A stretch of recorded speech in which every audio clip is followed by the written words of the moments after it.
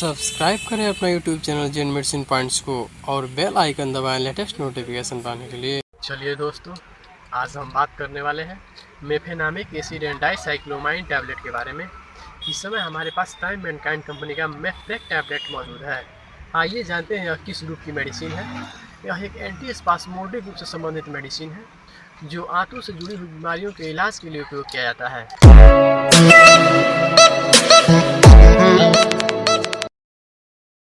आइए जानते हैं इसके यूजेज और साइड इफेक्ट के बारे में।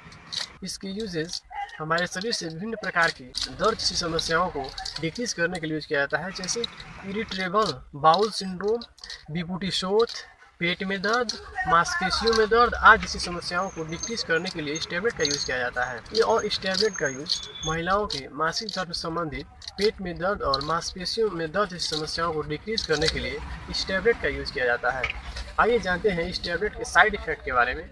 इस टैबलेट का ज़्यादा यूज होने से हमारे शरीर में विभिन्न प्रकार के रोग और समस्याएं उत्पन्न हो सकती है, जैसे चक्कर आना, सांस लेने में तकलीफ, आंखों से कम दिखाई देना, एडिमा, मुंह सूखना, पेट में गैस, मतली या उल्टी, अधिक पसीना निकलना आदि जैसी समस्याएं उत्पन्न हो सकती है। चलिए दोस्तों, आज के लिए इतना ही, फिर मिलते हैं अगले वीडियो में। Thank you.